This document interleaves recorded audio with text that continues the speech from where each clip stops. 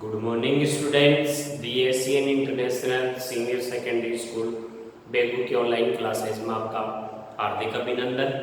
मैं MK Chaudhary from Sikar आज आपके सामने क्लास 9 सब्जेक्ट मैथमेटिक्स चैप्टर 01 जिसका नाम है नंबर सिस्टम यानी संख्या पद्धति, जो कि ये क्लास अपने हिंदी मीडियम के जो भी स्टूडेंट्स हैं उनके लिए मैं दे रहा हूँ। एक्सरसाइज 1.2 की प्रस्तुत कर रहा हूँ। ठीक है, तो मैं आशा करता हूँ कि शायद आप घर पे होगे, स्वस्थ होगे, सुरक्षित होगे और हमारे द्वारा दी जा रही ऑनलाइन क्लासों का भरपूर आनंद उठा रहे होंगे।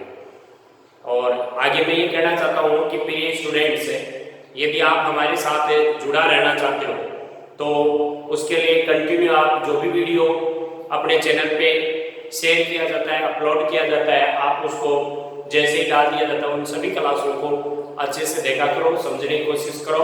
और यदि आपको उसमें किसी प्रकार की प्रॉब्लम हो तो बेझिझक अपने जो स्कूल के नंबर है जो आपको अपने बोर्ड पर ऊपर एशियन इंटरनेशनल स्कूल के नाम से आगे जुड़े उन पे आप कॉल करके हमें इंफॉर्मेशन कर सकते हो। ठीक है, तो अब आप चलते हैं नेक्स्ट अपना जो प्रश्नमाला है 1.2 यानी एक्सरसाइज 1.2 में प्रवेश कर रहा हूं मैं। ठीक है, तो इसके बारे में हम जानकारी प्राप्त करेंगे। तो देखिएगा, सबसे पहले मैंने कुछ पिछले वीडियो में आपको इसका बेसिक इंट्रोडक्शन, ठीक है, तथा इसकी जो एक्सरसाइज 1.1 थी उसको समझा दिया था। फिर भी किसी प्रॉब्लम, किसी कोई स्टूडेंट की कोई प्रॉब्लम आ रही है जिससे आप मेरे को कॉल करके इनकी इंफॉर्मेशन दे सकते हो। ठीक है, अब आती है एक्सरसाइज यानी जिसमें अपने यहाँ से भी सिलेक्ट किया हुआ, देखो प्रश्नमाला ऐसे प्रश्नावली। ठीक है, कौन सी 1.2। ठीक है, तो 1.2 की बात कर रहा हूं मैं। अब देखो 1.2 का फर्स्ट क्वेश्चन क्या है, क्वेश्चन नंबर फर्स्ट। ठीक है, क्वेश्चन नंबर 1 क्या है। ठीक है, क्वेश्चन नंबर 1 कैसे है, देखो नीचे दिए गए ऐसे जो नीचे दिए गए ठीक है कथन यानी स्टेटमेंट है। ठीक है, सत्य है। ठीक है, या फिर ऐसे राइट करता है या क्या है, असत्य है। यानी कि ट्रू और फॉल्स के बारे में मैंने इंग्लिश मीडियम की वीडियो में आपको दिया था, बट सेपरेटली आपको हिंदी की क्लासेज में देता रहूंगा। ठीक है, आगे देखो क्या कह रहा है। फिर लिखा है कारण के साथ है, ऐसे यूं कारण के साथ है। ठीक है, अपने उत्तर दीजिए। कारण के साथ है अपने उत्तर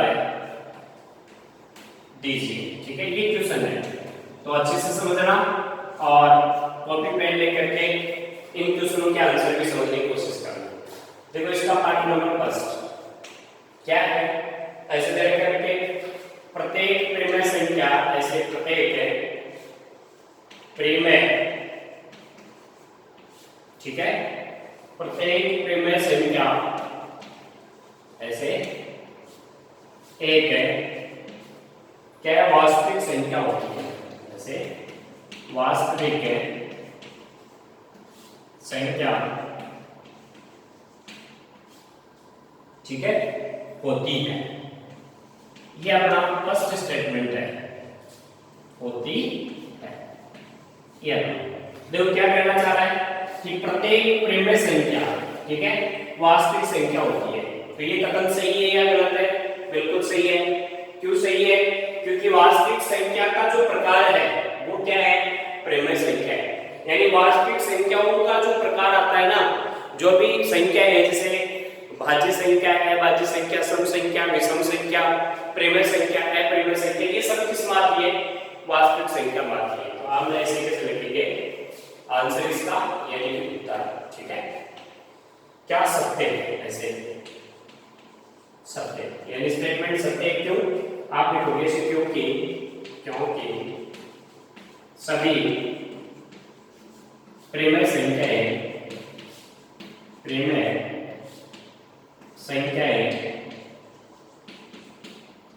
वास्तविक, ऐसे लिखेंगे वास्तविक संख्याओं में सम्मिलित की जाती है।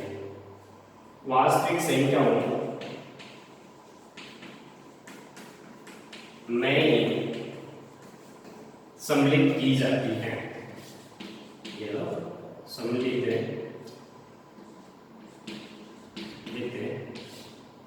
की जाती है। ठीक है, तो हम ये कह सकते हैं कि सभी, देखो क्या लिखा है, सकते हैं क्योंकि सभी परिमेय संख्याएं वास्तविक संख्याओं में ही शामिल की जाती है। कैसे शामिल या सम्मिलित की जाती है, सम्मिलित की जाती है या सम्मिलित, देखो सत्य है क्योंकि सभी परिमेय संख्याएं वास्तविक संख्याओं में ही क्या की जाती है, सम्मिलित की जाती है। ठीक है, तो ये मैंने डाल दिया ऐसे, कैसे की जाती है ये। ठीक है, ये क्या की जाती है, वास्तविक संख्याओं में सम्मिलित की जाती है, यानी वास्तविक संख्याओं का एक ये क्या है प्रकार, इसलिए स्टेटमेंट क्या है, सत्य है। अब इसका दूसरा पार्ट देखो आप, पार्ट नंबर जो ऐसे देखो, संख्या रेखा, संख्या रेखा, ठीक है, संख्या रेखा का प्रत्येक ठीक है बिंदु, देखना एक बार, रूट ए में, ठीक है, के रूप का होता है, के रूप का होता है, ठीक है। फिर लिखा है इसने जहां, जहां क्या है केस में एम एक है, क्या है प्राकृत, ये लो प्राकृत संख्या है, संख्या है। ये लो अपना क्वेश्चन नंबर फर्स्ट का पार्ट नंबर सेकंड है, जरा देखना एक बार अच्छे से समझने की कोशिश करना। क्वेश्चन क्या कह रहा है कि संख्या रेखा का प्रत्येक बिंदु रूट एल, ठीक है, रूट एल के रूप का होता है। ठीक है, अब देखो आप संख्या रेखा बनाओगे, बात सही है क्या गलत है, ये लो संख्या रेखा होगी। ठीक है, ये जीरो हो गया, इधर वाले जो भी नंबर्स होंगे माइनस इंफिनिटी तक होंगे, इधर वाले जो नंबर होंगे वो प्लस इंफिनिटी। तो ये -1, ये -2, ये -3 डॉट डॉट, ठीक है, ये 1, ये 2, ये 3, ये डॉट डॉट। ठीक है, अब देखिए ये क्या कहता है, संख्या रेखा का प्रत्येक बिंदु, ठीक है, तो यहाँ सब नंबर क्या है, संख्या रेखा पर है या इंटीजर्स आते हैं सब, ठीक है, प्रत्येक बिंदु रूट एन के रूप का होता है। अब देख लो, जैसे मैंने इस बिंदु को लिया, ठीक है, तो मैंने ऐसे लिखा रूट -2, ये क्या है, एक काल्पनिक संख्या है। कौन सी संख्या है, काल्पनिक, ये लो काल्पनिक संख्या है। ठीक है, जो क्या है रूट एन का रूप में नहीं आ सकती, इसलिए ये स्टेटमेंट क्या है, असत्य है, यानी गलत है। तो हम लिखेंगे ऐसे, इसका आंसर लिखेंगे तो उसमें डाल देंगे से असत्य, असत्य, क्योंकि ऐसे लिखेंगे बहुत सी ऋणात्मक संख्याएं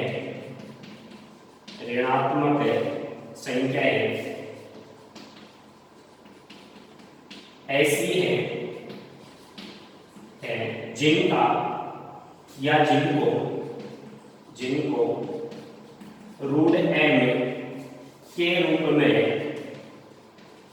नहीं लिखा जा सकता, मैं नहीं, या लिख दो मैं नहीं, ऐसे लिखा जा सकता। ठीक है, यानी कि रूट एम का फॉर्म नहीं हो सकता। बेसिकली सी बात हो गई कि संख्या रेखा का प्रत्येक बिंदु, अब संख्या रेखा पर क्या होगी, माइनस की भी होंगी संख्याएं, प्लस की भी होगी। प्लस वाली संख्याओं का तो हम क्या कर सकते हैं, रूट एम का फॉर्म ले सकते हैं। भाई जैसे प्लस वाली संख्या ली √2, ये रूट एम का फॉर्म हो गया, क्योंकि यहाँ जो एम है ना वो क्या है, प्राकृत संख्या है। तो प्राकृत संख्या तो 2 भी है, 1 भी है, लेकिन जो नेगेटिव नंबर्स है, यानी कि -2, -3, -4, इनको रूट एम के रूप में लिखेंगे तो ये क्या हो जाएंगे, इमेजिनरी नंबर हो जाएंगे, काल्पनिक संख्या, जो अपने बुक में इसकी कोई स्टडी नहीं है, यानी इसको हम रूट एम के रूप में नहीं लिख सकते। इसलिए ये स्टेटमेंट गलत हो गया, क्योंकि ये कह रहा है कि संख्या रेखा का प्रत्येक बिंदु रूट एम के रूप का होता है, क्या नहीं होता। ठीक है, जहां एम एक प्राकृत संख्या में लिख दिया है सत्य, ऐसे लिखेंगे क्योंकि बहुत सी ऋणात्मक संख्याएं ऐसी हैं जिनको हम रूट एम के रूप में नहीं लिख, ऐसे लिखेंगे रूट एम के रूप में काल्पनिक संख्याएं होंगी। ठीक है, तो ये अपना नेक्स्ट। अब इसका पार्ट नंबर 3 देखो, इसी का पार्ट नंबर 3 क्या कह रहा है उसके बारे में हम स्टडी करते हैं, उसका आंसर देंगे, फिर नेक्स्ट क्वेश्चन सोल्व करेंगे अपन, है ना। देखो पार्ट नंबर 3 क्या है इसका, पार्ट नंबर 3 ऐसे है, ये लो, इसने ऐसे रख रखा है कि प्रत्येक है, ऐसे प्रत्येक है वास्तविक संख्या है, ऐसे वास्तविक है संख्या है या वास्तविक संख्या, ये लो वास्तविक संख्या एक है, ऐसे लिखा है अप्रिमेय, अप्रिमेय, ठीक है, संख्या होती है, देखो ऐसे लिखा है, ऐसे संख्या होती है। ओके, अब देखिएगा इसका आंसर क्या देंगे, यानी पहले के स्टेटमेंट से ये मतलब इसके बारे में हम चर्चा करेंगे। देखो क्या कह रहा है कि प्रत्येक वास्तविक संख्या है, अब बहुत सी वास्तविक संख्या है, सब वास्तविक संख्या है अपने पास, यानी इस बुक में हम जो भी स्टडी करेंगे ना वो सारे के सारे नंबर क्या होंगे, रियल नंबर होंगे, यानी वास्तविक संख्या होगी। तो इसने क्या कहा है, प्रत्येक वास्तविक संख्या एक अप्रिमेय संख्या होती है। ये गलत है, क्यों? क्योंकि जैसे मैं ये कहूं कि 4 एक वास्तविक संख्या है, ठीक है, तो ये क्या है, अप्रिमेय संख्या है, नहीं ये अप्रिमेय संख्या है, ठीक है। तो प्रत्येक वास्तविक संख्या अप्रिमेय नहीं हो सकती, हाँ कुछ जो वास्तविक संख्या है वो अप्रिमेय हो सकती है। तो यहाँ लिखा है कि कुछ वास्तविक संख्याएं अप्रिमेय संख्या होती है, तब तो ये सत्य होता, बट अब ये क्या प्रत्येक शब्द दिया, इसलिए क्या है गलत है, तो हम लिखेंगे असत्य, असत्य। कारण देंगे क्योंकि बहुत से वास्तविक संख्याएं हैं जो अप्रिमेय संख्याएं न होकर प्रेमय संख्या होती है, प्रेमय संख्याएं होती है। यह आपने इसका रिजल्ट आ दिया कि असत्य, क्योंकि बहुत सी वास्तविक संख्याएं हैं जो अप्रेमय संख्या न होकर के प्रेमय संख्या होती है। और एग्जाम्पल, जैसे मैं एग्जाम्पल दे बता दूं आपको, ऐसे कि वास्तविक संख्या होगी वो, बट क्या होगी, प्रेमय संख्या होगी। जैसे ऐसे मैंने लिया क्या, और क्या वास्तविक संख्या है, देखेंगे वास्तविक संख्या है, ऐसे वास्तविक है संख्या है, ठीक है। अब ये क्या है, पूरी एक वास्तविक संख्या है, लेकिन ये है, ऐसे लिखेंगे, लेकिन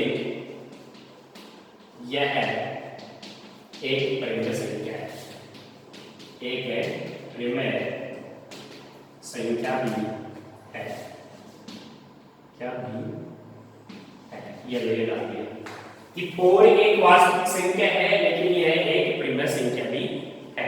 इसलिए प्रत्येक जो वास्तविक संख्या है वो ये कोई जरूरी नहीं वो अप्रेमय हो, क्योंकि बहुत सी संख्या ऐसी है जो वास्तविक है लेकिन प्रेमय भी है, ठीक है। इसलिए ये अपना क्वेश्चन 10 कंप्लीट हो गया। नेक्स्ट क्वेश्चन नंबर 2 की बात करते हैं अपन, तो देखिएगा एक बार क्वेश्चन नंबर 2 के बारे में। क्वेश्चन नंबर 2 में क्या दिया गया है, कैसे अपन को सिंपलीफाई करना है, क्या है क्वेश्चन वो मैं अभी आपके सामने समझाने की कोशिश करता हूँ। देखो क्वेश्चन नंबर 2 ऐसे है, प्रश्न नंबर 2 समझने की कोशिश करना, क्या ऐसे लिखा है इसने, क्या सभी धनात्मक है, धनात्मक है, ठीक है, पूर्णांकों, ऐसे पूर्णांकों, क्या सभी धनात्मक पूर्णांकों के वर्गमूल, के वर्गमूल, ठीक है, ऐसे वर्गमूल अप्रिमेय होते हैं, अप्रिमेय होते हैं,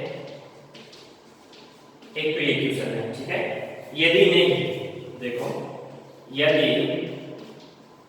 नहीं, ठीक है, तो नेक्स्ट में ऐसे लिखा है, तो एक ऐसी, ठीक है, संख्या के संख्या के क्या बताना है, वर्गमूल का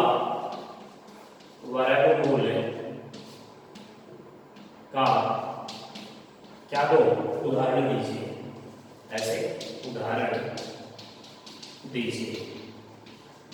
ठीक है, जो एक है परिमेय संख्या है, ये क्वेश्चन है अपना, परिमेय संख्या है। समझने की कोशिश करना बेटे, कैसे इसको हम समझेंगे। तो क्वेश्चन क्या कह रहा है, क्या सभी धनात्मक पूर्णांकों का वर्गमूल, यानी जितने भी पॉजिटिव इंटीजर है, यानी धनात्मक सभी संख्याएं जो भी है, उन सब का वर्गमूल परिमेय होता है। ठीक है, यदि नहीं, ठीक है, कि यदि परिमेय नहीं होता तो ये कह रहा है तो एक ऐसी संख्या के वर्गमूल का उदाहरण दो जो एक परिमेय होता है। ठीक है, अब देखो आंसर देंगे ए से कि ये कह रहा है क्या सभी धनात्मक पूर्णांकों का वर्गमूल परिमेय होता है, नहीं होता है। क्यों लिखेंगे, नहीं, क्योंकि 4 या आप लिख सकते हो 9, ठीक है, या 16, 4 या ऐसे लिखो 4 या 9 ऐसी संख्याएं है। ठीक है, देखो ये कह रहा है क्या सभी धनात्मक पूर्णांकों का वर्गमूल परिमेय होता है, यदि नहीं तो हमने ले लिया नहीं, तो एक ऐसी संख्या का वर्गमूल का उदाहरण दीजिए जो परिमेय संख्या हो। मैंने लिख दिया नहीं, क्योंकि 4 या 9 ऐसी संख्याएं हैं जिनका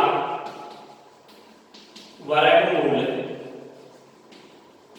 ठीक है, एक परिमेय संख्या होती है, एक परिमेय संख्या प्राप्त होती है, ये लो प्राप्त होती है। जैसे for the example √4 is equal to, ठीक है, √9 इज इक्वल 3, ऐसे मैं लिखूं √16 इज इक्वल 4, मैं लिखूं ऐसे √25 इज इक्वल 5। ये सब क्या है, परिमेय संख्या के उदाहरण, जो क्या है इसमें से लिखा है कि धनात्मक पूर्णांक है, बट उनका वर्गमूल क्या है, ये कह रहा है क्या सभी धनात्मक पूर्णांकों का वर्गमूल परिमेय होते हैं, नहीं। क्यों, क्योंकि ऐसी बहुत सी संख्याएं हैं जिनका वर्गमूल परिमेय संख्या भी होती है। ठीक है, हम नेक्स्ट क्वेश्चन नंबर 3 की बात करते हैं अपन, ऐसे ये एक्सरसाइज के क्वेश्चन नंबर 3 क्या है।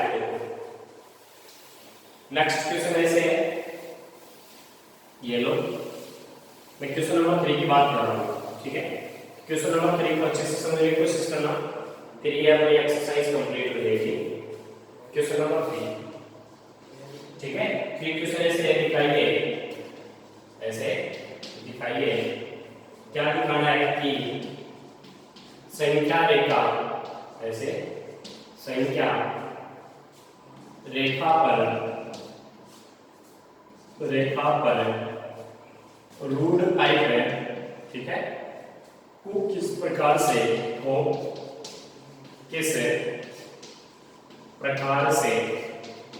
क्या करेंगे, निरूपित किया जा सकता है, ऐसे निरूपित है, ठीक है, किया जा सकता है,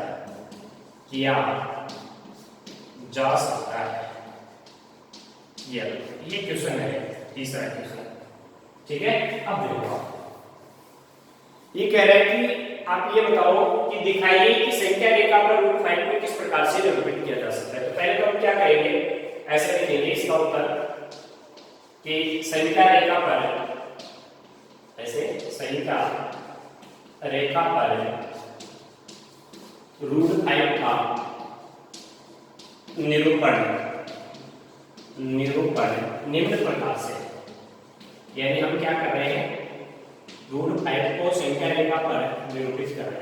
ठीक है, तो लिख दिया कि संख्या रेखा पर √5 का निरूपण निम्न प्रकार से। अब देखो √5 है, उसको संख्या रेखा पर रिप्रेजेंट करना है, ये संख्या रेखा है आपके पास। ठीक है, तो मैं यहाँ 0 रिप्रेजेंट कर दूं, ये लो, अब इधर जो भी नंबर होंगे वो माइनस में होंगे, उधर वाले नंबर जो भी होंगे वो प्लस में होंगे। तो तो ये लो माइनस का 1, ये लो माइनस का 2 और डॉट डॉट ये चल रहा है, ठीक है।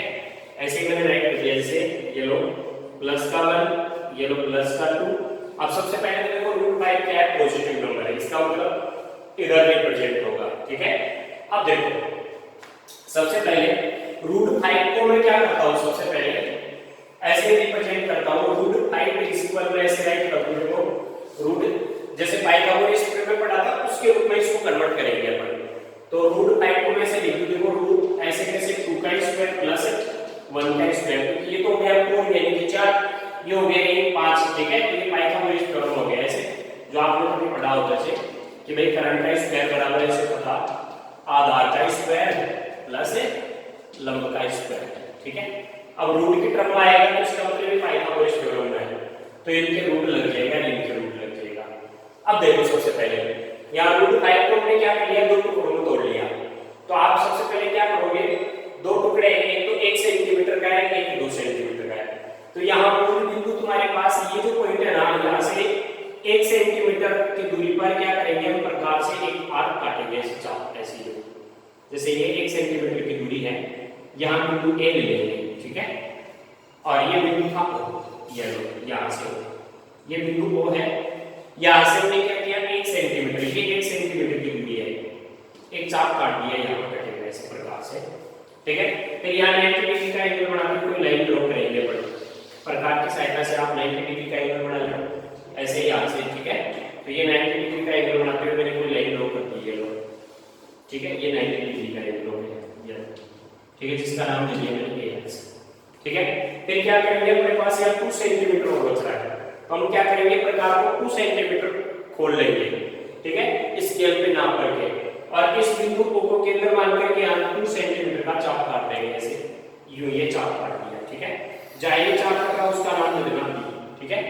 तो अब इस दूरी को मिला देना उससे, ठीक है।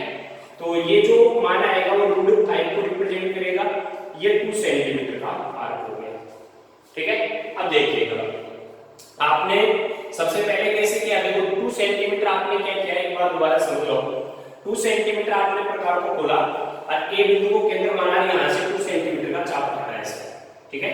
एक बार रिटर्न बताता हूं मैं ताकि आप कंफ्यूज ना हो। देखो सबसे पहले हमने किया क्या, हमने सबसे पहले ऐसे किया कि 1 सेंटीमीटर का चाप काटा, यहाँ से मूल बिंदु 0 से ये 1 सेंटीमीटर यहाँ आ गया, यहाँ बिंदु ए दे दिया, ये 1 सेंटीमीटर का चाप हो गया ये लो, ठीक है।